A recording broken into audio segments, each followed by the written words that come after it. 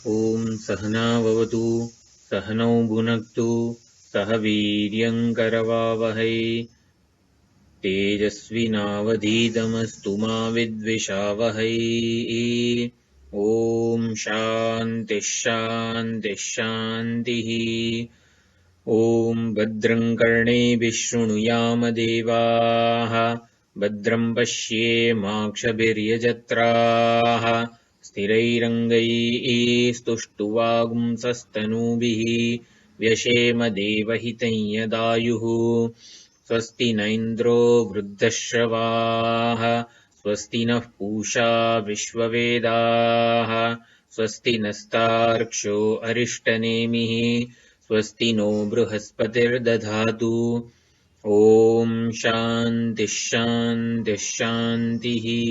हरिः ॐ श्रीगुरुभ्यो नमः। हरिः ॐ। सदाशिवसमारम्भां शङ्कराचार्यमध्यमाम् अस्मदाचार्यपर्यन्तां वन्दे गुरुपरम्पराम् वन्दे गुरुपरम्पराम्।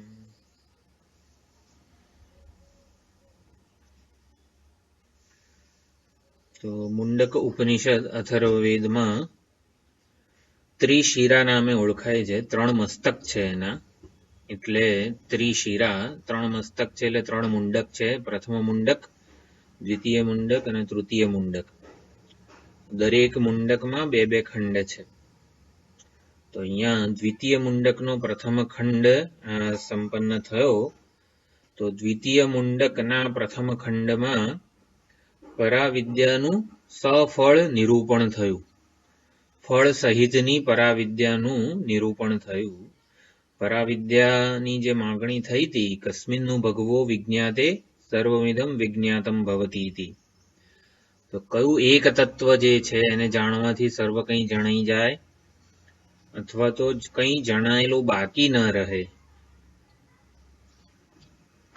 યજ જ્ઞાત્વા અમૃતમ અશ્નુતે, જ્ઞાતવ્ય કંઈ બાકી રહે નહીં. યજ જ્ઞાત્વા નેહ ભૂયોન્યત જ્ઞાતવ્યમ અવશિષ્યતે, એવું 7મા અધ્યાયમાં ભગવાન કહે છે. તો કંઈ જાણવાનું બાકી રહે નહીં. તો કસ્મિન્નું ભગવો વિજ્ઞાતેનો જે જવાબ છે, પુરુષે એવ ઇદમ વિશ્વમ કર્મ તપો બ્રહ્મ પરામૃતમ, એમ છેલ્લા મંત્રમાં 10મા મંત્રમાં પરાવિદ્યાનું સ્વરૂપ ઇદમ વિશ્વમ પુરુષ એવ, એમાં આપણે એ વાક્યની ચર્ચા કરી કે સદૈવ સોમેદમ અગ્ર આસીત, એ વાક્યનો સબ્જેક્ટ કરતા ઇદમ છે. ઇદમ જગત સત એવ આસીત, એની ઉત્પત્તિ પહેલા કેવળ સત જ હતું. આ અલંકારો એટલે ઉદ્દેશ્ય અને વિધેય, ઉદ્દેશ્યથી શરૂઆત થાય, જે આપણને નોન છે, આપણા જ્ઞાનનો વિષય છે, આપણા અનુભવનો વિષય છે, એ ઉદ્દેશ્ય કહેવાય. એના વિશે કંઈક કહેવું હોય, આ અલંકારો સુવર્ણ જ હતા એની ઉત્પત્તિ પહેલા, એટલે સુવર્ણ જ છે અત્યારે પણ. એવી રીતે ઇદમ વિશ્વમ પુરુષ એવ, એમ કરીને એક પુરુષને, એકસ્મિન પુરુષે પરમાત્મની વિજ્ઞાતે વિદિતે સતી સર્વમિદમ વિજ્ઞાતમ ભવતી ઇતિ. એમ શૌનકનો જે પ્રશ્ન, પરિપ્રશ્ન હતો, એનો આવી રીતે સુંદર રીતે વિચારણાથી ઉત્તર આપવામાં આવ્યો. આમ દ્વિતીય મુંડકનો પ્રથમ ખંડ પરાવિદ્યાનું જે સ્વરૂપ છે એનું નિરૂપણ થયું, અને સફળ એટલે કે ફળ સહિત નિરૂપણ થયું. તો ફળ શું હતું પરાવિદ્યાનું?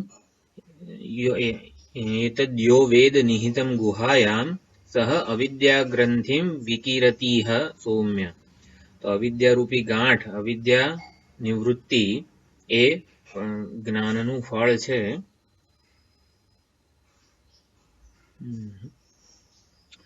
તો અવિદ્યા રૂપી ગાંઠ ખુલી જાય છે, એટલે અવિદ્યા એ જ ગાંઠ છે એવું જાણવાથી જ એ ગાંઠ ખુલી જાય છે. હકીકતમાં અવિદ્યાની ગાંઠ એવી કોઈ ગાંઠ કે એવી કોઈ ગ્રંથિ નથી મનમાં, એ અવિદ્યાત્મક જ છે. આત્માનો અવિદ્યા સાથેનો સંબંધ અવિદ્યા એ કરીને જ છે, એ એવું જ સમજવાનું છે. એ માત્રથી અવિદ્યાની ગાંઠ ખુલી જાય છે. એટલે આ પરાવિદ્યાનો સફળ ઉપસંહાર થયો. ફળ સહિતની પરાવિદ્યાનો દ્વિતીય મુંડક પ્રથમ ખંડમાં ઉપસંહાર થયો. તો હવે દ્વિતીય મુંડકનો દ્વિતીય ખંડ છે, એમાં શું કરવામાં આવે છે?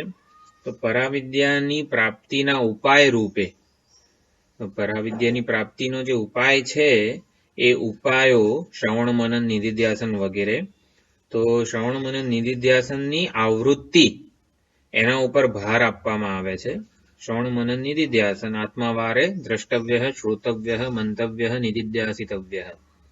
તો પરાવિદ્યાની પ્રાપ્તિના ઉપાય રૂપ જે આ સાધનો છે શ્રવણ મનન નિધિધ્યાસન એની આવૃત્તિ એ જ એકમાત્ર સાધન છે. એવી રીતે અહીંયા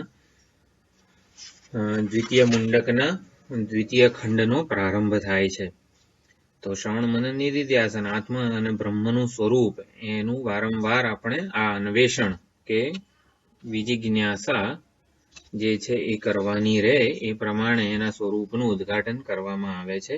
તત્પદ અને ત્વમપદનું શોધન પણ કરવામાં આવે છે આ દ્વિતીય ખંડમાં. તો દ્વિતીય મુંડક દ્વિતીય ખંડ પ્રથમ મંત્ર.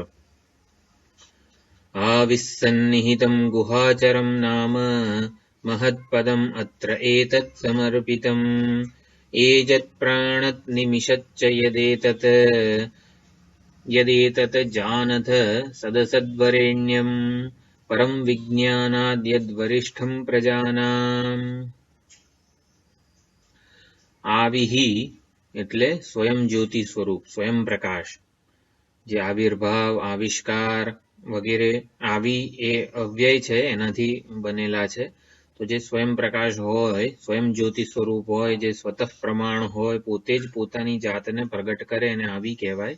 આવિહિ એટલે પ્રકાશવાચી નિપાત છે આવી.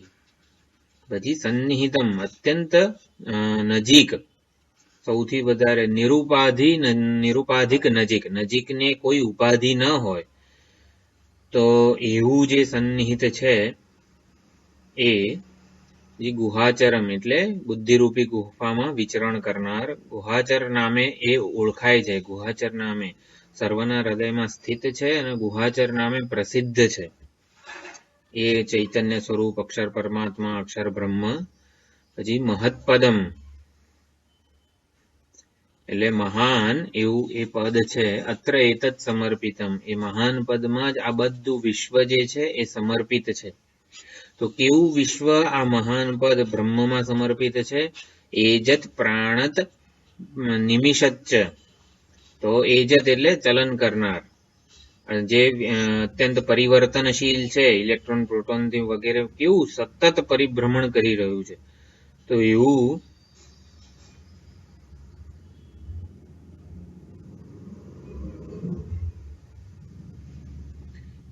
આ જે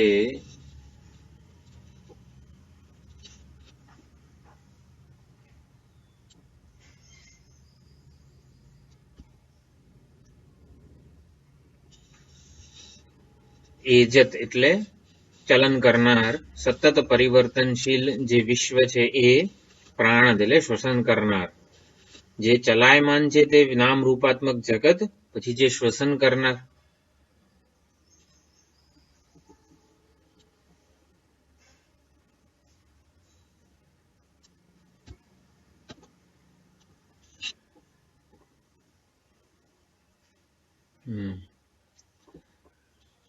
તો નામ રૂપાત્મક જગત જે છે એ એજત, પછી પ્રાણદ એટલે શ્વસન કરનાર જીવો બધા, પછી નિમિષદ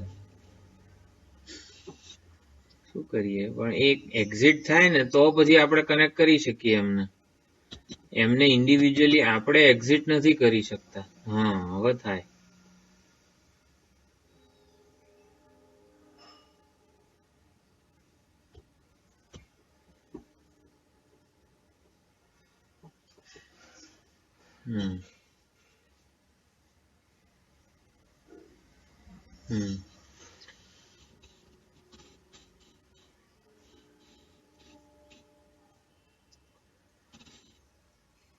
તો દ્વિતીય મુંડકનો દ્વિતીય ખંડ એટલે દ્વિતીય મુંડકના પ્રથમ ખંડમાં પરાવિદ્યાનું સફળ નિરૂપણ થયું. અવિદ્યા ગાંઠ જે છે, અવિદ્યારૂપી ગ્રંથિની વિકરણ એટલે કે એ નાશ પામે પરાવિદ્યાથી, પરાવિદ્યાનું સફળ નિરૂપણ થયું. અને હવે દ્વિતીય મુંડકના દ્વિતીય ખંડમાં શ્રવણ મનન નિધિધ્યાસન રૂપી જે પરાવિદ્યાની પ્રાપ્તિના ઉપાયભૂત સાધન છે એની આવૃત્તિ કરવાનું વિધાન છે. તે શ્રવણ મનન નિધિધ્યાસન એટલે કે પરબ્રહ્મ અક્ષર પરમાત્માનું સ્વરૂપ કેવું છે એના ઉપર વારંવાર વિચારણા રૂપી ધ્યાન કરવાનું છે. તો એ કેવું છે? તો આ પ્રથમ મંત્ર આવિહિ સન્નિહિતમ ગુહાચરમ નામ, એમાં આ જે સ્વયં પ્રકાશ અધિષ્ઠાન સ્વરૂપ ચૈતન્ય છે એમાં આ સમગ્ર વિશ્વ સમર્પિત છે. સમગ્ર વિશ્વમાં આ પરમાત્મા ઓતપ્રોત છે. જેમ એક જ ઓલું જે ડ્રોઈંગ હોય એમાં જે દોરો હોય એક જ દોરા વડે સમગ્ર ચિત્ર ઓતપ્રોત છે એવું કહેવાય. એક જ સૂત્ર વડે એક જ દોરા વડે સમગ્ર ચિત્ર રચાયેલું છે. એ સમગ્ર ચિત્ર એક દોરામાં ઓતપ્રોત છે. એવી રીતે આ સમગ્ર વિશ્વ આ ચૈતન્ય વડે ઓતપ્રોત છે, ચૈતન્યમાં ઓતપ્રોત છે. એ જત પ્રાણત નિમિષત એટલે ચલન કરનાર, પરિવર્તન પામનાર, પ્રાણત એટલે શ્વસન કરનાર, નિમિષત એટલે નિમિષોન્નિમેષ કરનાર. આપણી આંખના પલકારા જે છે એ બંધ ચાલુ થાય છે, નિમેષ અને ઉન્મેષ આ કરનાર સમગ્ર વિશ્વ એમાં સમર્પિત છે. યત એતત જાનથ એ જે છે જેમાં આ સઘળું સમર્પિત છે એને હે શિષ્યો તમે જાણો. એ આવી રીતે આદેશ આપવામાં આવ્યો. તો એને કેવા રૂપે જાણીએ? સદસદ વરેણ્યમ, જે સત અને અસત, કાર્ય અને કારણ કરતા પણ જે વરેણ્ય છે એટલે કે વરતમમ શ્રેષ્ઠ છે, કાર્ય કારણથી જે અતીત છે એવા પરમાત્માને તમે જાણો. વળી યદ વરિષ્ઠમ એટલે કે જે શ્રેષ્ઠ છે એને જાણો. પ્રજાનામ વિજ્ઞાનાત પરમ, વાક્યમાં પરમ વિજ્ઞાનાત યદ વરિષ્ઠમ પ્રજાનામ એવું છે. અન્વય પ્રજાનામ વિજ્ઞાનાત પરમ એટલે વરિષ્ઠમ એટલે પ્રાર્થનીય અને પ્રજાના વિજ્ઞાનથી એ સર્વોત્કૃષ્ટ છે. લૌકિક જ્ઞાન કરતા એ ઉત્કૃષ્ટ છે એવી રીતે એને જાણો. ઘટાકાર વૃત્તિ, પટાકાર વૃત્તિ વગેરે જે વ્યાવહારિક જ્ઞાન છે એના કરતા એ દરેક જ્ઞાન વૃત્તિમાં જે જ્ઞ સ્વરૂપે રહેલો છે એવા એ જ વસ્તુને પરમ વિજ્ઞાનાત પ્રજાનામ કીધું છે.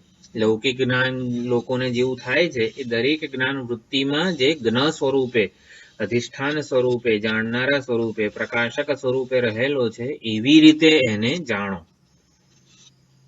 તો આ પ્રથમ મંત્રનું આ ભાષાંતર છે. તો હવે એક એક શબ્દ જે છે એ બ્રહ્મ વિચારણા તરફ આપણને પ્રેરે છે, બ્રહ્મ સુધી દોરી જાય છે. એ કેવું બ્રહ્મ છે? તો કે આત્મ સ્વરૂપ બ્રહ્મ છે. એ ક્યાંક રહેલું બ્રહ્મ છે એવું નથી. તો દરેકે દરેક શબ્દ આત્મ સ્વરૂપ બ્રહ્મ સુધી આપણને દોરી જાય છે, બ્રહ્મનું આત્મ સ્વરૂપે પ્રતિપાદન કરે છે. તો આવિહિ એટલે પ્રકાશવાચી નિપાત છે. સ્વયં પ્રકાશ બ્રહ્મ સર્વના હૃદયમાં હું સ્વરૂપે જે સ્વયં સ્ફુરિત ચૈતન્ય છે. આપણે ગમે તે વ્યવહાર કરતા હોઈએ ત્યારે પણ, અથવા તો વ્યવહારથી નિવૃત્ત થઈને જપ કરતા હોઈએ, ધ્યાન કરતા હોઈએ ઈશ્વરનું, ઓમ નમઃ શિવાય, ઓમ નમઃ શિવાય, ઓમ નમઃ શિવાય વગેરે મંત્ર, બે ઓમ નમઃ શિવાય મંત્રની વચ્ચે ઓમ નમઃ શિવાય એવા મંત્રને જાણનાર જે સ્વયં સ્ફુરિત ચૈતન્ય છે એ આવિહિ છે. તો આવી રીતે સર્વના હૃદયમાં જે હું સ્વરૂપે નિત્ય જ્ઞાનનો વિષય છે, નિત્ય અનુભવનો વિષય છે એ સ્વયં આવિર્ભૂત થયેલું છે. તો આવિહિ એટલે સ્વયં પ્રકાશ ચૈતન્ય જે આપણા હૃદયમાં હું સ્વરૂપે આવિર્ભૂત થયેલું છે એ આવિહિ છે. સદા ઉપલબ્ધિ, સનિત્ય ઉપલબ્ધિ સ્વરૂપોહમ આત્મા, હસ્તામલક સ્તોત્ર છે એમાં આવી જ રીતે આવે છે, નિત્ય ઉપલબ્ધિ સ્વરૂપ. તો બ્રહ્મ જે છે સ્વયં પ્રકાશ ચૈતન્ય, અધિષ્ઠાન ચૈતન્ય એ સદા ઉપલબ્ધિ સ્વરૂપ છે, જ્ઞાન પ્રાપ્તિ કરનાર છે. સર્વ જડ કરણોને ચેતનવંતા બનાવે છે. હવે આવિહિ એટલે સ્વયં પ્રકાશ અધિષ્ઠાન ચૈતન્ય, તો એ બ્રહ્મ કહો, પરમાત્મા કહો, અક્ષર પરમાત્મા એ ક્યાં છે? એ સ્વયં પ્રકાશ ચૈતન્ય ક્યાં છે? મારે એને જોવું છે. તો એના જવાબમાં કીધું સન્નિહિતમ. દરેકે દરેક શબ્દ આપણને આત્મ સ્વરૂપ બ્રહ્મ સુધી દોરી જાય છે. તો એ આવિહિ એ સ્વયં પ્રકાશ, સ્વયં જ્યોતિ સ્વરૂપ પરમાત્મા ક્યાં છે? તો કે સન્નિહિત છે. સન્નિહિત એટલે સૌથી નજીક, અથવા તો નજીકને કોઈ પણ વિશેષણ ના લગાવીએ એટલું નિરુપાધિક નજીક. સૌથી નજીક મારા માટે શું છે? મારું આત્મ સ્વરૂપ છે, મારો પ્રત્યેગાત્મા છે. તો એ સ્વયં પ્રકાશ ચૈતન્ય અધિષ્ઠાન પરમાત્મા આત્મ સ્વરૂપે વિદ્યમાન છે, એટલે સન્નિહિત કીધું છે. એ ક્યાંક છે એવું નથી, હું સ્વરૂપે નિત્ય ઉપલબ્ધ છે મને. એટલે દરેક કરણો જે છે એના પ્રત્યેગાત્મા રૂપે એ ઉપલબ્ધ છે. પછી ગુહાચરમ. ગુહાચરમ એટલે બુદ્ધિરૂપી ગુફામાં જે વિચરણ કરે છે. બુદ્ધિરૂપી ગુફામાં વિચરણ કરે છે એટલે દરેકે દરેક જ્ઞાનેન્દ્રિયો, કર્મેન્દ્રિયો, પ્રાણ, મન, ઇન્દ્રિય, બુદ્ધિ, અહંકાર વગેરેના પ્રત્યેગાત્મા થઈને એ વિચરણ કરે છે. એટલે કાનને સાંભળવાની શક્તિ પ્રદાન કરે છે, મનને મનન કરવાની શક્તિ પ્રદાન કરે છે, બુદ્ધિને નિર્ણય કરવાની શક્તિ પ્રદાન કરે છે.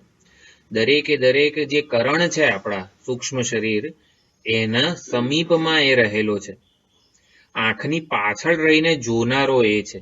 ગુહાચરમ શબ્દ સમજી રહ્યા છીએ એટલા માટે શ્રુતિ, બૃહદારણ્યક શ્રુતિ જે છે એ કહે છે પ્રાણન્નેવ પ્રાણો નામ ભવતી વદન વાક પશ્યંશ્ચક્ષુઃ શૃણ્વન શ્રોત્રમ મન્વાનો મનઃ. પ્રાણન ક્રિયા કરવાથી આત્માનું નામ પ્રાણ બને છે. આપણે ગુહાચર શબ્દ જે છે એટલે બુદ્ધિરૂપી ગુફામાં વિચરણ કરનાર. ગુહાચર સર્વના હૃદયમાં સ્થિત છે અને ગુહાચર નામે પ્રસિદ્ધ છે. તો દરેકે દરેક કરણો રૂપે એ ઓળખાય છે. એ જ્યારે પ્રાણન ક્રિયા કરતો હોય ત્યારે પ્રાણ નામે ઓળખાય છે. જેમ કે રમણભાઈ હોય, રમણભાઈ જ્યારે રસોડામાં રસોઈ બનાવે અથવા તો આશ્રમમાં રસોઈ બનાવે ત્યારે એ પાચક રસોઈયો. તો રમણભાઈ અને રસોઈયો એ બંને કેવું છે? રમણભાઈનું કર્મ નામ છે રસોઈયો, પાચક. તો એ રમણભાઈ જ રસોઈયા સ્વરૂપે, રસોઈયાના નામે ઓળખાય છે. કેમ? કારણ કે રસોઈ કરવાની ક્રિયામાં એનું અભિમાન છે કે રસોઈ ક્રિયા કરે છે. રસોઈ બનાવવાની ક્રિયા કરનાર એને રસોઈયો. પાચક એ કર્તૃ વ્યુત્પત્તિ છે પચ ધાતુની. તો પ્રાણન્નેવ પ્રાણો નામ ભવતી વદન વાક પશ્યંશ્ચક્ષુઃ. એટલે વાક, ચક્ષુ, પ્રાણ આ બધા કર્મ નામ છે, એટલે કર્તૃ વ્યુત્પત્તિથી સમજવાના છે. બોલવાની ક્રિયા કરે ચૈતન્ય, વાણી દ્વારા બોલવાની ક્રિયા કરે ત્યારે એને વાણી એવું નામ પ્રાપ્ત કરે છે, નામાભિધાન. જેમ છે રમણભાઈ પણ પાચક એવું નામાભિધાન એનું થાય છે, રસોઈયો. તો એવી રીતે બોલવાની ક્રિયામાં તાદાત્મ્ય અભિમાન કરે, હું બોલું છું, ત્યારે એને વાણી નામે ઓળખાય છે. એટલે વાણી કોણ છે આપણામાં? આ કાર્યકરણ સંઘાતમાં વાણી કોણ છે? ચૈતન્ય જ છે, સ્વપ્રકાશ. જે આવિહિ સન્નિહિતમ જે છે ને એ જ વાણી છે, એ જ મન છે, એ જ બુદ્ધિ છે. જે તે ક્રિયા કરે, સાંભળે છે માટે શ્રોત્ર નામે ઓળખાય છે, બોલે છે માટે વાણી નામે ઓળખાય છે. કર્મેન્દ્રિયો દ્વારા એ કર્તા બની જાય છે એવું નથી, કર્તા નામે ઓળખાય છે. જ્ઞાનેન્દ્રિયો દ્વારા પ્રમાતા કે જ્ઞાતા નામે ઓળખાય છે. મનન કરવાને લીધે મન એવું એનું નામ પડે છે. જેમ રમણભાઈનું જ રસોઈયો એવું નામ પડે છે, નામાભિધાન થાય છે. એવી જ રીતે આત્મચૈતન્ય જે સ્વયં સ્ફુરિત, સ્વયં આવિહિ સન્નિહિતમ અક્ષર પરમાત્મા બ્રહ્મ, એ જ મન, વાણી, ચક્ષુ એવું નામાભિધાન પ્રાપ્ત કરે છે. આ કર્તૃ વ્યુત્પત્તિ છે. તો એવી રીતે દરેકે દરેક પ્રાણન ક્રિયા કરે ત્યારે પ્રાણ કહેવાય, પ્રાણ રૂપે ઓળખાય છે, પ્રાણના નામે ઓળખાય છે. બોલે ત્યારે વાણી નામે ઓળખાય છે. પરમાત્મા વાણી બની જતો નથી, વાણી નામે ઓળખાય છે. રમણભાઈ રસોઈયો બની જતો નથી, રસોઈયા નામે ઓળખાય છે. તો એવી રીતે દરેકે દરેક કરણમાં એ કરણની જે વિશિષ્ટતા છે એ પ્રદાન કરે છે આત્મચૈતન્ય. એટલે સન્નિહિતમ અને ગુહાચરમ છે અને બધા કરણોનો એ ઉપલબ્ધ છે. અને પછી અત્ર એતત સર્વમ વિશ્વમ સમર્પિતમ, અરે મહત્પદમ.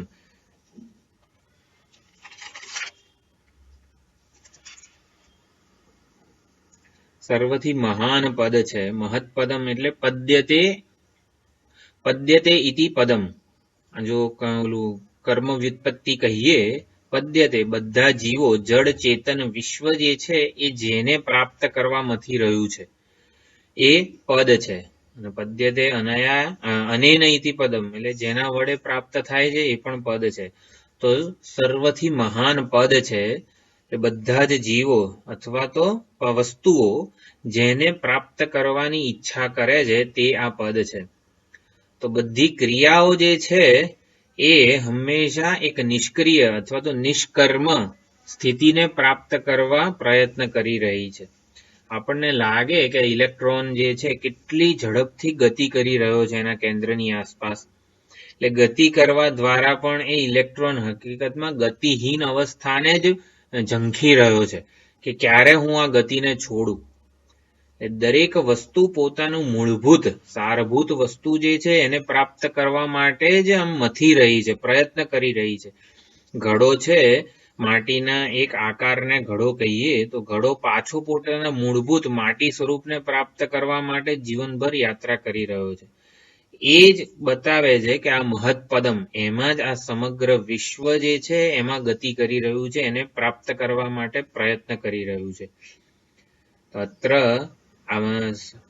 મહત્પદમ એટલે સમગ્ર સચરાચર જગતનું જે સારભૂત મૂળભૂત બંધારણીય એકમ જેને ફંડામેન્ટલ બિલ્ડિંગ બ્લોક કહેવાય એ જ આ મહત્પદમ છે.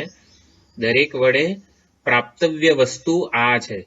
એટલે પ્રાણબંધનમ હિ સૌમ્ય મનઃ, જેમ ઓલું છાંદોગ્ય શ્રુતિમાં જે ઉદાહરણ આપ્યું છે કે જે પક્ષી જે છે એને દોરડાથી બાંધેલું છે કોઈ સ્ટીમરના ઓલા સાથે થાંભલા જોડે, તો ગમે ત્યાં ઉડે પણ ફરી પાછું થાકીને એ થાંભલા જોડે જ આવી જાય છે, ત્યાં જ રહે છે. એવી રીતે પ્રાણબંધનમ હિ સૌમ્ય મનઃ, આ મન એટલે મનથી ઉપલક્ષિત જીવાત્મા સમજવાનો છે, અને પ્રાણથી ઉપલક્ષિત બ્રહ્મ સમજવાનું છે, ચૈતન્ય. તો આ જીવાત્મા પ્રાણરૂપી બંધન વાળો છે.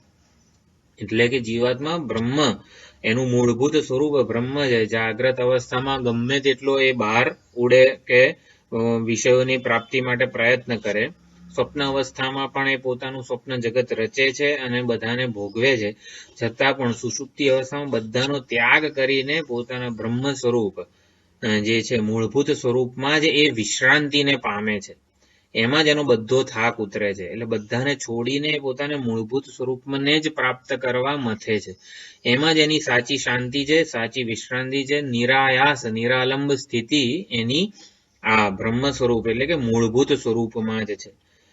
તો સમગ્ર વિશ્વ જે છે મહત્પદમ એટલે કે જે મહાન છે, સર્વથી મહાન એવું પદ એટલે કે બધું જ વિશ્વ એને પ્રાપ્ત કરવા માટે જ મથી રહ્યું છે. તો કેવું વિશ્વ છે તો એનું અહીંયા ઉદાહરણ આપેલું છે. એ અત્ર એતત સમર્પિતમ એજત પ્રાણત નિમિષચ્ચ.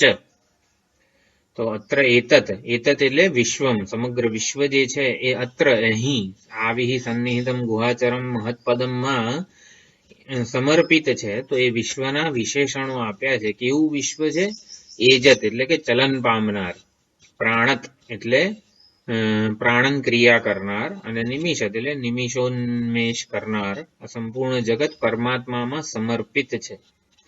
પરમાત્મા રૂપી સૂત્ર વડે અધિષ્ઠાન વડે સમગ્ર જગત વ્યાપ્ત છે.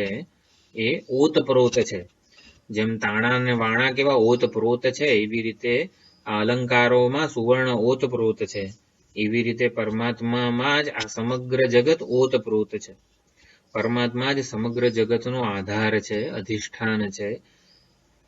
એટલે અરા ઇવ રથના ભૌ એટલે જેમ નાભીમાં બધા આરા જે અને ચક્ર બધું સમર્પિત હોય એવી રીતે, અને એ નાભી જ બધાને આધાર આપે છે. નાભી જ ગતિહીન છે અને સમગ્ર ગતિને આધાર આપે છે. એવી જ રીતે પરમાત્મા સ્વયં અક્રિય છે, નિષ્કર્મ છે, અને બધા કર્મોને, બધા ગતિને, બધી શક્તિને આધાર આપે છે. સ્વયં બધી શક્તિની જરૂરિયાતથી રહિત છે અને છતાં બધી ગતિને, શક્તિને આધાર આપી રહ્યા છે.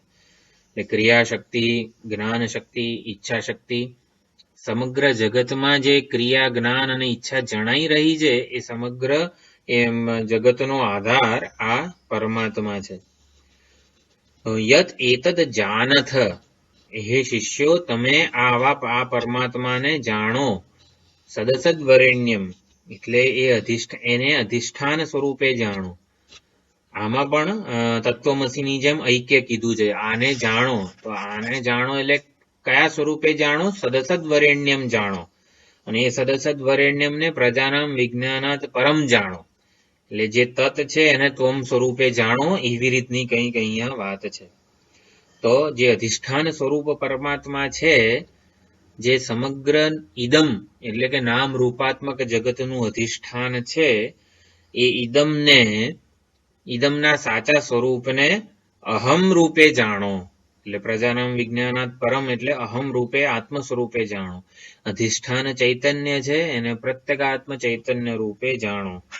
જગતનું ઇદમનું સારભૂત તત્વ અસ્થિભાતિ પ્રિય જે છે એ જગતમાં નથી, પરંતુ મારામાં છે. જો ઘડાનું મૂળભૂત તત્વ શું છે? માટી. માટીનું મૂળભૂત તત્વ એમ કરીને અન્વેષણ કરીશું તો અસ્થિભાતિ પ્રિય એટલે કે અસ્તિત્વ, પ્રકાશ અને પ્રિયત્વ આપણને મળશે. તો એ અસ્થિભાતિ પ્રિય ઘડામાં રહેલું છે કે ક્યાં રહેલું છે? તો ઘડાને જે જાણનારો છે એમાં રહેલું છે અસ્થિભાતિ પ્રિય. એટલે ઘડાનું મૂળભૂત તત્વ શું છે? તો કે અસ્થિભાતિ પ્રિય.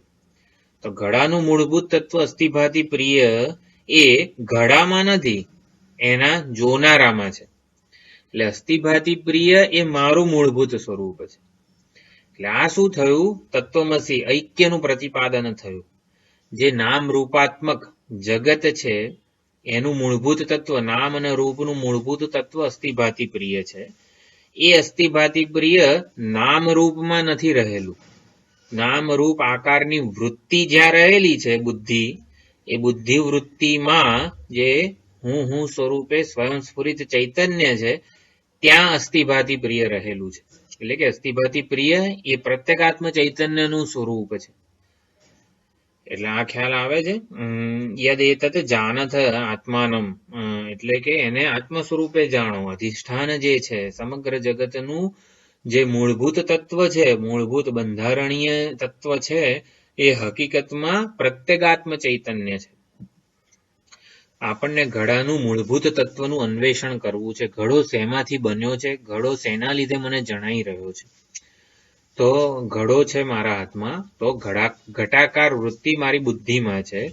એ ઘટાકાર વૃત્તિ જે છે એમાં જે પ્રતિબિંબિત ચૈતન્ય છે, એ પ્રતિબિંબિત ચૈતન્યને લીધે મને ઘડો જણાય છે. હું ઘડાને જાણું છું એવું આ પ્રતિબિંબિત ચૈતન્ય કહે છે. એ પ્રતિબિંબિત ચૈતન્યને જે આધાર આપે છે એ મૂળભૂત બિંબ સ્વરૂપ જે ચૈતન્ય છે, સાક્ષી ચૈતન્ય કહેવાય, પ્રત્યેગાત્મ ચૈતન્ય કહેવાય, એ ઘડાનું મૂળભૂત તત્વ છે એવું કહેવામાં આવે છે.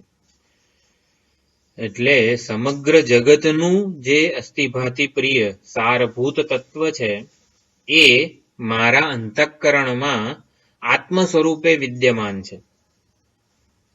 ઇદમનું જે વાસ્તવિક સ્વરૂપ છે, ઇદમની વાસ્તવિકતા જે છે એ મારામાં, મારા અંતઃકરણમાં સ્વયંસ્ફુરિત પ્રત્યેગાત્મ ચૈતન્ય રૂપે વિદ્યમાન છે. યત એતત જાનથ, હે શિષ્યો તમે એને જાણો. એટલે જાણો એટલે શું? આત્મ સ્વરૂપે જાણો.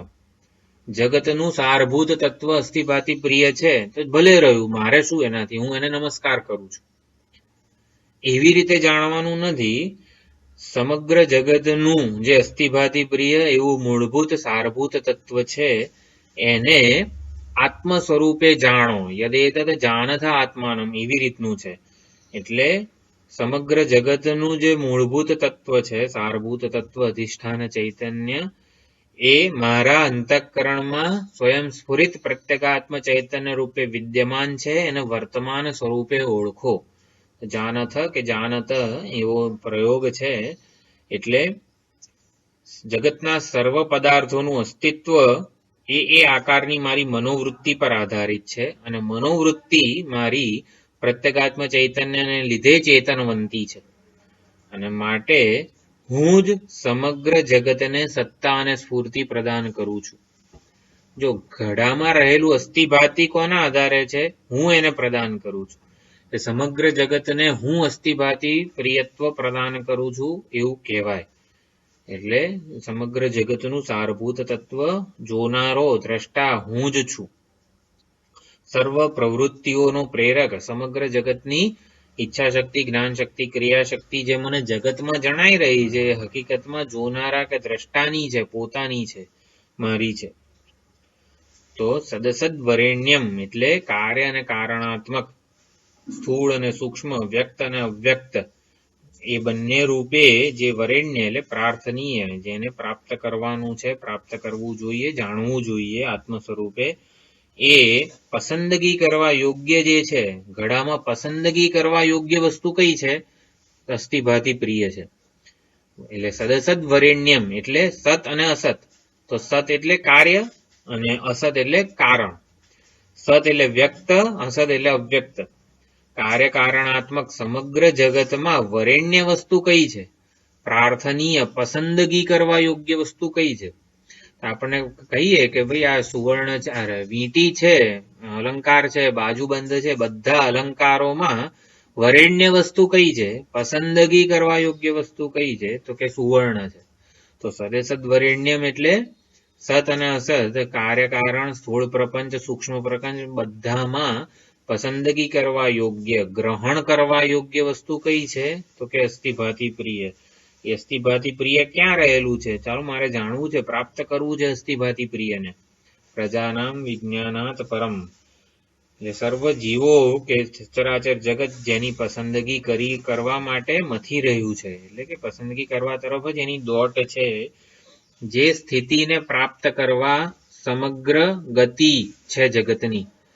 સમગ્ર જગતની ગતિ એક ગતિહીન તરફ દોડી રહ્યું છે. સમગ્ર જગતની ક્રિયાઓ નિષ્કર્મ તરફ જ છે. બધી ગતિ ગતિહીન પરમાત્મા તરફ છે. બધી ક્રિયાઓ નિષ્કર્મ તત્વ, અક્રિય તત્વને પામવા મથી રહ્યું છે. સાઉથમાં સ્વામી પરમાર્થાનંદજી છે એ ઉદાહરણ આપે છે, બહુ સુંદર છે. કે ઓલું જે તવો છે આપણો, તવીમાં આપણે તેલ ગરમ કર્યું હોય પૂરી તળવા માટે, તો પૂરીનો લોયો જે આપણે ગોળ હોય વણીને મૂકીએ અંદર, તો વણીને જેવો ગરમ ગરમ તેલમાં એને મૂકીએ ને ત્યારે આમ ગોળ ગોળ ગોળ ગોળ ગોળ ગોળ ગોળ ફરે, એટલી બધી ગતિ કરતો હોય. પછી પૂરી આખો ફૂલી જાય, આમ પૂરી મસ્ત પૂર્ણ બની જાય, આખી ફૂલી જાય ને ત્યારે વચ્ચે સ્થિર થઈ જાય. ત્યારે પછી એકવાર પૂર્ણ થઈ જાય ને પછી એ ગતિ ના કરે, ત્યાં સુધી એ આખા તાવડા ઓલામાં ગોળ ગોળ કડાઈમાં ગોળ ગોળ ફર્યા કરે. પણ જેવી પૂરી ફૂલી જાય ને ત્યારે એ સ્થિર થઈ જાય વચ્ચોવચ. એટલે સમગ્ર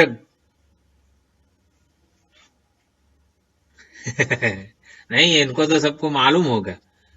તો પૂરી તળાઈ જાય, ફૂલી જાય ને એટલે વચ્ચોવચ સ્થિર થઈ જાય, પછી આમ તેમ ફરે નહીં કડાઈમાં, દોડા દોડ કરે પણ પૂર્ણ થાય ને પછી એ સ્થિર થઈ જાય. ફૂલી જાય એટલે સ્થિર થઈ જાય, દડો બને ને એટલે વચ્ચોવચ સ્થિર થઈ જાય. તો એમ સમગ્ર જગત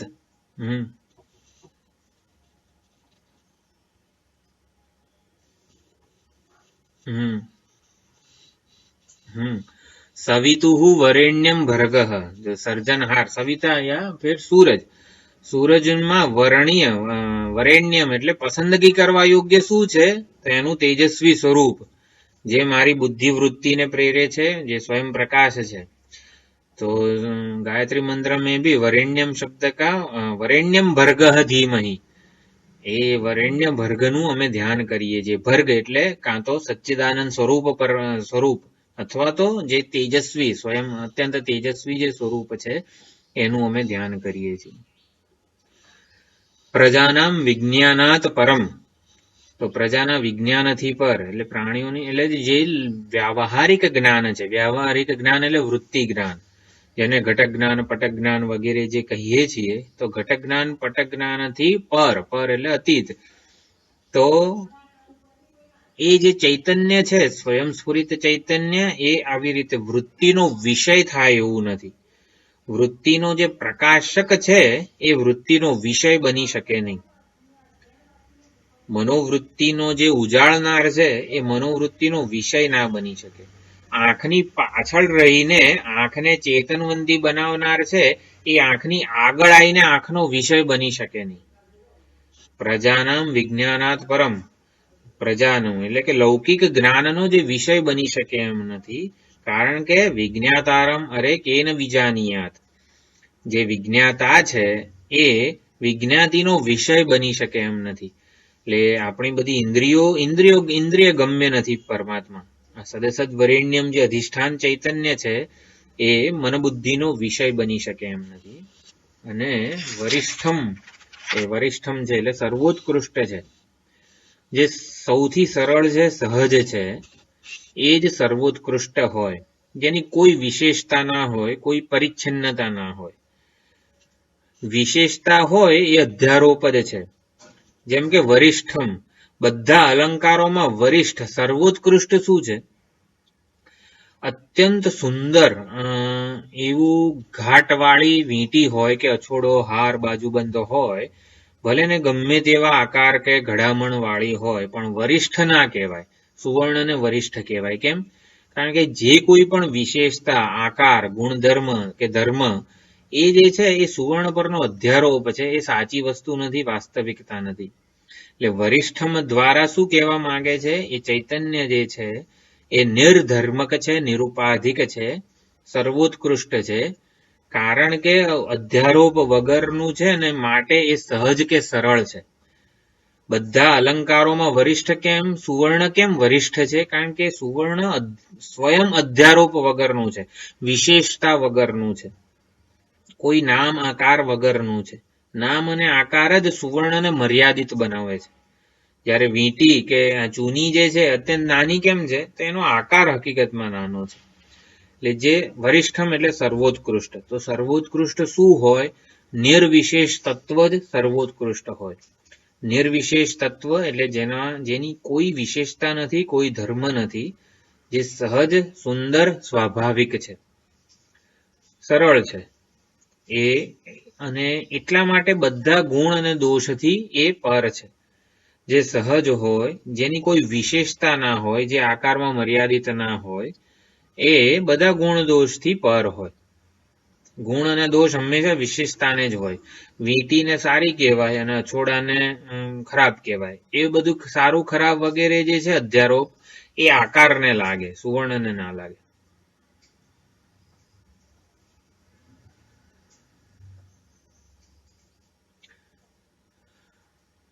ગુણ દોષથી રહિત હોવું એ સૌથી મોટામાં મોટો ગુણ છે. હા, ગુણ અને દોષથી એટલે તે એકાદશ સ્કંધમાં ભગવાન સુંદર બધા સદગુણોનું વર્ણન કરે છે. અહિંસા, સત્ય, ઘણા બધા 33, એટલે એક આખો અધ્યાય ખાલી ગુણ અને દોષની દ્રષ્ટિ ઉપર છે કે આટલા આટલા સાધક માટે ગુણો છે, આટલું સાધક માટે વર્જિત છે, એટલે કે અસત્ય ભાષણ વગેરે એ બધું વર્જિત છે. અને પછી સૌથી એ એકાદશ સ્કંદના છેલ્લા શ્લોકમાં ભગવાન કહે છે કે આ ગુણ દોષ વાળી દ્રષ્ટિ હોવી એ સૌથી મોટામાં મોટો દોષ છે, અને ગુણ દોષ વગરની દ્રષ્ટિ હોવી એ સૌથી મોટામાં મોટો ગુણ છે. એટલે ગુણ અને દોષ સર્વોત્કૃષ્ટ અહીં અર્થમાં ગુણ દોષ વગરનું હોવું એવો અર્થ છે. ગુણ અને દોષ હંમેશા કોઈક વિશેષતાને જ હોય. હું સાધક છું એવી કોઈક વિશેષતા ધારણ કરું ત્યારે જ પછી મારા માટે હું અસાધક નથી. જેમ અષ્ટાવક્રમાં આ ચર્ચાઓ બધી ચાલે છે કે કોઈના સંદર્ભમાં હું સાધક છું એટલે બીજાને એક્સક્લુડ કરું છું. જે રખડી ખાતા હોય બધા એના કરતા હું વિશેષ છું, એટલે એક્સક્લુડ કરું છું ને હું કોકને. એટલે હું મને પોતાને વિશિષ્ટ માનું એ સૌથી મોટામાં મોટો દોષ છે હકીકતમાં. બીજા કરતા પોતાને જુદો માનું એ સૌથી મોટામાં મોટો દોષ છે. એટલે વરિષ્ઠમ એટલે સર્વોત્કૃષ્ટ એટલે કોઈ વિશેષતા ના હોય, કોઈ વિશિષ્ટ, હું પોતાને વિશિષ્ટ ન માનું. એટલે ગુણ દોષ વગરનો. એટલે ગુણ દોષ હકીકતમાં અધ્યારોપ છે, સુવર્ણ જે છે ને એ સહજ સુંદર સ્વાભાવિક કહેવાય. એને ઉપર વિશેષતા આકારનો અધ્યારોપ થાય ત્યારે અલંકાર કહેવાય. પરંતુ વિશેષતા હંમેશા પરિચ્છિન્નતાને લઈને જ આવે. પરિચ્છિન્નતા એટલે સીમિતતા. જે વીંટી છે એ અછોડો નથી, ચૂની નથી, બુટ્ટી નથી, એવી રીતે. પણ સુવર્ણ બધું જ છે. તો બધા અલંકારોમાં ઘાટ ઘડિયા બધું જુદું જુદું છે, પરંતુ સુવર્ણ જે છે વિશેષતા વગરનું સુવર્ણ એ સર્વોત્કૃષ્ટ છે. એટલે હે શિષ્યો યદેતદ જાનથ, આ જે છે એને તમે જાણો. એટલે હે શિષ્યો, આ દેહાદિથી અહંકાર સુધીનું સમગ્ર દૃશ્ય જે છે એનો નિષેધ કરો, અને નિષેધની અવધિરૂપ જે સ્વયં સ્ફુરિત આવિહિ સન્નિહિતમ ગુહાચરમ, એ જે તત્વ છે એને તમે આત્મ સ્વરૂપે જાણો. નિષેધની અવધિ રૂપ તમે છો. નિષેધ યોગ્ય પદાર્થ જ્યારે ન રહે ત્યારે નિષેધ રૂપી કર્મ પણ ન રહે, અને નિષેધક નિષેધ કરનારો એવો અહંકાર પણ ન રહે. તો નિષેધની અવધિ માત્ર શેષ રહે એવું શુદ્ધ અસ્તિત્વ સ્વરૂપ જે છે, ચિન્માત્ર શુદ્ધ અસ્તિત્વ સ્વરૂપ હે શિષ્યો તમે પોતાને એ સ્વરૂપે જાણો. તો અહીં આવી રીતે આ દરેકે દરેક આવિહિ સન્નિહિતમ ગુહાચરમ વગેરે જેટલા પણ લક્ષણો છે એ લક્ષણો ઉપર વારંવાર નિધિધ્યાસન કે ધ્યાન કરવાનું છે, વિચાર કરવાનો છે. શ્રવણ મનન નિધિધ્યાસનની આવૃત્તિ રૂપ આ દ્વિતીય ખંડ છે. દરેકે દરેક વસ્તુ તત્વ પદાર્થના શોધન દ્વારા આપણને સત્ય સુધી દોરી જાય છે. એટલે શ્રવણ મનન નિધિધ્યાસનની આવૃત્તિ એ આ દ્વિતીય મુંડકના દ્વિતીય ખંડનું પ્રયોજન છે. એટલે જેથી અધિકારીત્વ આપણને પ્રાપ્ત થાય અને પદાર્થ જ્ઞાન આપણું જે છે એ અપરોક્ષ બને. પદાર્થ જ્ઞાન એટલે તત અને ત્વમ પદાર્થનું જે જ્ઞાન છે એનું ઐક્ય આપણને સ્પષ્ટ થાય. એના માટે સુંદર વિચારણા બધી કરેલી છે. આવિહિ એમાં અવધાતુ છે. અવધાતુને ઈસ એવો ઉણાદી પ્રત્યય કર્તાના અર્થમાં લાગે અને પૂર્વમાં આંગ ઉપસર્ગ લાગે. એટલે સમંતાત, આ સમંતાત અવતી, અવતી રક્ષતી, આ સમંતાત અવતી રક્ષતી ઇતિ આવિહિ. આવિહિ એ અવ્યય છે. અવધાતુના 29 અર્થ છે. પણ કેટલું સુંદર અને સમૃદ્ધ વ્યાકરણ છે આપણું. અવધાતુ અવરક્ષણે, અવધાતુના અવના 29 અર્થ છે. દ્યુતિ, અહીંયા આ મંત્રમાં અવધાતુ દ્યુતિ એટલે પ્રકાશ, પ્રકાશના અર્થમાં છે, દીપ્તિના અર્થમાં છે. પ્રકાશવાચી નિપાત એટલે આવિહિ. પછી સન્નિહિતમ, સન્નિહિતમનું સંસ્કૃત વ્યાખ્યા શું છે? નિરવચ્છિન્ન સન્નિકટતા એટલે પ્રત્યગ રૂપતા. નજીક, એ નજીક શબ્દને કોઈ વિશેષણ, સૌથી નજીક એમ એવું પણ વિશેષણ ના લગાડીએ. તો નિરવચ્છિન્ન સન્નિકટતા એટલે એ મુજ પ્રત્યેગાત્મ સ્વરૂપમાં જ પરિણમે. મને સૌથી નજીક શું છે મારું? તો કે સ્વયં સ્ફુરિત હું ચૈતન્ય જે છે, પ્રત્યેગાત્મ ચૈતન્ય એ સૌથી સન્નિહિત છે. સન્નિહિત એટલે જ સૌથી નજીક. તો એવી સન્નિહિતમ એ બ્રહ્મ ચૈતન્ય અથવા તો સ્વયં સ્ફુરિત ચૈતન્ય જે છે એ સ્વરૂપભૂત પ્રત્યેગાત્મ ચૈતન્ય છે.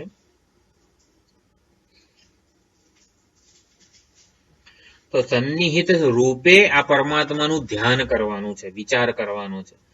તો જે પરમાત્મા મારાથી ક્યાંય દૂર છે, આમ જગતમાં સ્વર્ગમાં છે, અને એવી રીતે નહીં, સન્નિહિત એટલે કે મારા સ્વરૂપે જ, પ્રત્યેગાત્મ સ્વરૂપે જ આ પ્રગટ થઈ રહ્યા છે. તો એવી ભાવ, જેમ આપણે શિવલિંગમાં જે શિવ બુદ્ધિ જે છે એ આપણી ભાવના દ્રઢ થયેલી છે. તો જેમ ભાવનાનો અભ્યાસ કરીએ આપણે, એમ ભાવના દ્રઢ થતી જાય, એમ એમ વિચારો પણ દ્રઢ થતા જાય. વિચારોની આવૃત્તિ કરીએ આપણે તો વિચારો પણ દ્રઢ થતા જાય. બ્રહ્મ વિચારની આવૃત્તિ કરીએ તો બ્રહ્મ વિચાર દ્રઢ થતો જાય. દરેક અનુભવમાં આ પરમાત્મા સન્નિહિત રૂપે વિદ્યમાન છે, વર્તમાન છે, એવો વિચાર કરીએ. દરેકે દરેક ઘટ હોય તો ઘટવૃત્તિ, ઘટવૃત્તિને ઉજાળનાર પ્રત્યેગાત્મ ચૈતન્ય. દરેકે દરેક અનુભવ આપણને એ સન્નિહિત ચૈતન્ય સુધી દોરી જાય છે. હજી મહત્પદમ જે છે એટલે તત્પદાર્થ સાથે આ ગુહાચરનો ઐક્ય સંબંધ બતાવવા માટે મહત્પદમ કીધું છે. તત્પદ અને ત્વમપદનું ઐક્ય મહત્પદમથી તત્પદ કીધું છે અને ગુહાચરમથી એ ત્વમપદ. આમ જે મહત્પદમ છે એ જ ગુહાચર નામે પ્રસિદ્ધ છે. ગુહાચર એટલે મારી અંતઃકરણમાં જે ચરી રહ્યું છે, વિચરી રહ્યું છે, જે અંતઃકરણને ચેતનવંતુ બનાવી રહ્યું છે, એ પ્રત્યેગાત્મ ચૈતન્ય જ હકીકતમાં મહત્પદમ છે.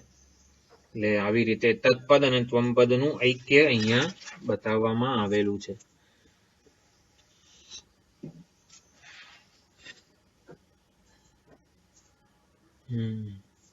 અત્ર એતત સમર્પિતમ, આમાં જ આ સમગ્ર ચૈતન્યમાં જ આ સઘળું વિશ્વ સમર્પિત છે. સમસ્ત એતત વિશ્વમ બ્રહ્મણી અત્રૈવ આત્મની સમર્પિતમ, આત્મ સ્વરૂપમાં જ આ બધું સમર્પિત છે, જણાઈ રહ્યું છે. પ્રજાનામ વિજ્ઞાનાત પરમ, તો પ્રજાયંતે ઇતિ પ્રજાહ, પ્રજાયંતે જે જન્મે છે એ પ્રજા કહેવાય. તો જન્મે છે કોણ? ઇન્દ્રિયાણી. એટલે પ્રજાનામ એટલે ઇન્દ્રિયાણામ, એટલે ઇન્દ્રિય જ્ઞાનથી, લૌકિક જ્ઞાનથી જે વરિષ્ઠ છે, પરમ છે, વરિષ્ઠ છે, વરતમમ છે.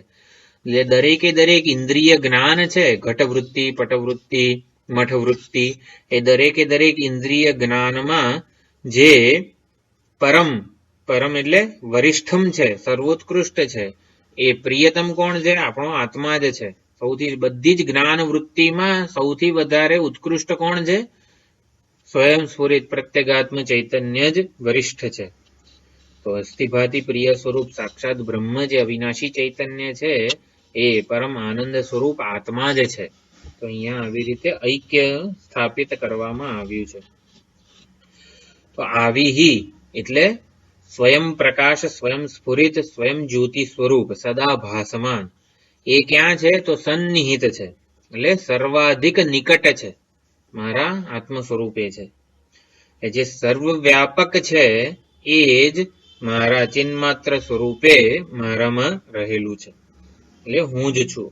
આવો અપરોક્ષ નિશ્ચય અહીંયા આવી સન્નિહિતમ ગુહાચરમ મહત્પદમ આ બધા લક્ષણોથી થાય છે.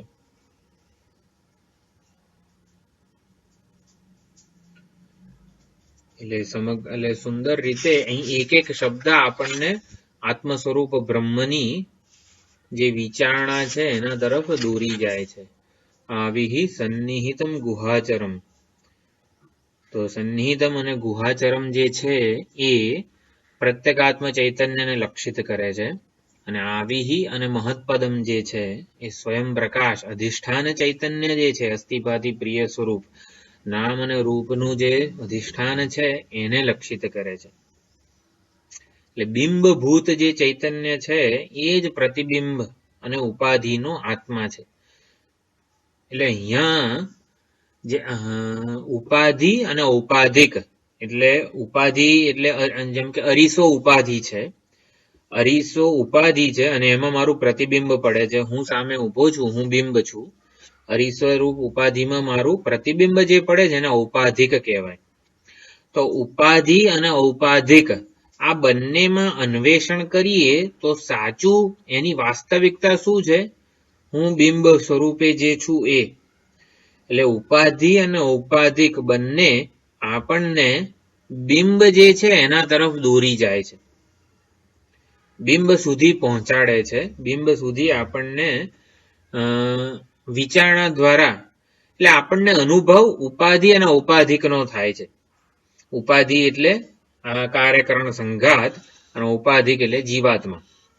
તો આપણને અનુભવ કોનો થાય છે? હું જીવનો થાય છે અને આ જગતનો થાય છે. જીવ જગતનો આપણને અનુભવ થાય છે. ઉપાધિ અને ઔપાધિકનો અનુભવ થાય છે. નામ અને રૂપનો અનુભવ થાય છે, કાર્યકરણ સંઘાતનો અનુભવ થાય છે. તો જે અનુભવ થઈ રહ્યો છે એના દ્વારા પરમાત્મા કે સત્ય કે વાસ્તવિકતા સુધી કઈ રીતે પહોંચી શકાય? તો કે અન્વેષણ કે વિચાર દ્વારા પહોંચી શકાય. તો બિંબ પોતાને ઉપાધિમાં જોઈને પોતાનું સ્વરૂપ ભૂલી જાય છે અને કેવળ ઉપાધિ અને ઔપાધિકને જ પોતાનું સ્વરૂપ માનવા લાગે છે. તો એવી રીતે સમજવાનું કે વિચાર શું કરવાનો છે કે ઉપાધિ એટલે કે અરીસો અને ઉપાધિક એટલે મારું જે મને પ્રતિબિંબ દેખાય છે એ કોના માટે છે? મારા આનંદ માટે છે, હું મને જોઈ શકું એના માટે છે, એટલે મારા આનંદ માટે છે. એટલે ઉપાધિની કે ઔપાધિકની વિકૃતિ કે વિકારો કે અનેકતા, વિવિધતા, વિષમતા એ ખાલી આનંદ માટે છે. એટલે જે જણાઈ રહ્યું છે મને જગતમાં, અનેકતા, વિવિધતા, વિષમતા, વિચિત્રતા, આશ્ચર્ય, અદ્ભુતતા, આ બધું બિંબના આનંદ માટે છે. એટલે એ સાચું નથી હકીકતમાં, મારા આનંદ માટે છે. સૂર્ય પોતાને ઓલા ડહોળા જળમાં પ્રતિબિંબિત જાણીને દુઃખી થઈ જાય તો એનું કારણ શું? અવિવેક. એટલે ડોલનું પાણી ગંદુ છે ને માટે સૂરજ દુઃખી છે, એવું કહેવાય? ના કહેવાય. એટલે સૂરજ દુઃખી થઈ ગયો પોતાને આવી રીતે ડહોળો જાણીને, એનું દુઃખ દૂર કરવું છે. જે ચોખ્ખું પાણી ભરીએ ને ડોલમાં, ચોખ્ખું પાણી ભરવાથી એનો શોક દૂર થઈ જાય ને સૂરજનો, ના થાય?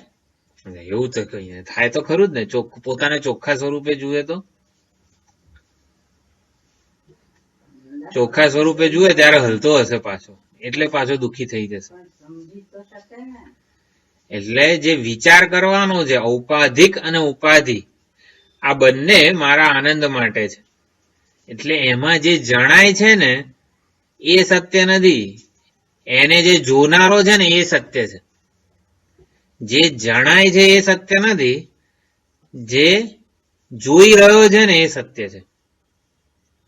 આ એક ખાસ સમજવાનું છે. જો આવી સન્નિહિતમ ગુહાચરમ મહત્પદમ, આ બધા શબ્દોથી આ વિચારણા કરવાની છે કે વિકૃતતા જે છે એ પ્રતિબિંબમાં કે ઉપાધિમાં અને ઉપાધિકમાં છે, મારામાં નથી. એટલે આપણે કઈ ઓલું ડોલ ચોખ્ખું કરવાની એટલે વિચારણામાં જરૂર નથી. આપણે સાધના કાળે બધું કરીએ કે જેથી જે જણાઈ રહ્યું છે એનાથી અંતર ઉભું થાય.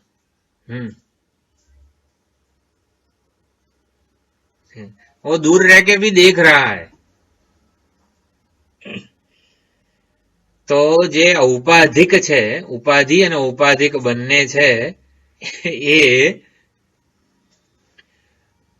બિંબ સુધી એટલે કે બિંબનો વિચાર કરવા માટે પ્રેરી જાય છે આપણને. એ દરેકે દરેક વસ્તુ, જેમ કે ઓલો અર્જુન વિષાદ યુગમાં અર્જુનને જે વિષાદ જન્મ્યો, એ વિષાદ જન્મે એવી પરિસ્થિતિ લગભગ દરેકે દરેક સાધકના જીવનમાં આવતી જ હોય છે કે હવે કરવું શું, કઈ ખબર પડતી નથી. હવે આ પરિસ્થિતિમાંથી છૂટવાનો ઉપાય જ જણાતો નથી. વિષાદ ચોક્કસ દરેક જણાને, સાધકને નહીં, કોઈ પણ મનુષ્યને આવે જ. વિષાદ વિચારણા તરફ પ્રેરી જાય ને એને સાધક કહેવાય. અથવા તો વિષાદનો ઉપયોગ વિચાર વિમર્શ કરવામાં, વિચારણા તરફ દોરી જાય, વિચારણાથી પછી વૈરાગ્ય જન્મે. બાકી વિષાદગ્રસ્ત થઈને શસ્ત્રો હેઠા મૂકીને રથની પાછળ બેસી જવા વાળો જ અર્જુને એવું જ કર્યું હતું. પણ ભગવાન હતા ને એટલે એનું વિષાદ વિચારણા તરફ એને લઈ ગયો. મને જે અનુભવ થઈ રહ્યા છે અનુભવ ઉપર વિચાર કરીએ આપણે તો આપણે સાધક કહેવાઈએ. એટલે ઔપાધિક અને ઉપાધિ જે પ્રતિભાસ, મને મારું પ્રતિબિંબ જે જણાય છે મને, એ મારા નિર્વિશેષ ચૈતન્યના જ્ઞાન માટેનું સાધન બને. એટલે હું જે દેખાય છે ને એમાં આસક્ત ના થવું, એને સાચું ના માનું. જે દેખાય છે એનું કારણ અવિવેક છે એવું જાણું, અને મારું મૂળભૂત સ્વરૂપ જે છે એના વિચારણા, પ્રતિબિંબ વિકૃત કે કંઈક જુદું દેખાઈ રહ્યું છે ત્યારે જ મને બિંબનો વિચાર આવવો જોઈએ. જો બિંબ સાચું અને સારું હોય ને તો પછી આ ઉપાધિ કે અરીસાની કોઈક વિકૃતતાને લીધે મને પ્રતિબિંબ વિકૃત દેખાય. માટે વિકૃત જણાય છે પ્રતિબિંબ ત્યારે જ મને બિંબનો વિચાર કરવાનો છે. એટલે આવી સન્નિહિતમ ગુહાચરમ, પ્રતિબિંબની ઉપલબ્ધિ આના લીધે થઈ રહી છે, મને બિંબને લીધે થઈ રહી છે. નિત્ય ઉપલબ્ધિ સ્વરૂપોહમ આત્મા, નિત્ય ઉપલબ્ધિ સ્વરૂપ આત્મા છું, સ્વયં પ્રકાશ, સ્વયં સ્ફુરિત ચૈતન્ય છું, એવું અહીંયા આ મંત્રમાં જાણવામાં આવે છે. આવી રીતે સમગ્ર ખંડ જે છે એ શ્રવણ મનન નિધિધ્યાસનની આવૃત્તિ રૂપે છે. આપણે જે જ્ઞાન પ્રાપ્ત કરેલું છે એની જ આ આવૃત્તિ રૂપ આ સમગ્ર ખંડ છે. ઓમ પૂર્ણમદઃ પૂર્ણમિદં પૂર્ણાત પૂર્ણમુદચ્યતે પૂર્ણસ્ય પૂર્ણમાદાય પૂર્ણમેવાવશિષ્યતે. ઓમ શાંતિ શાંતિ શાંતિ. હરિ ઓમ. શ્રી ગુરુભ્યો નમઃ. હરિ ઓમ.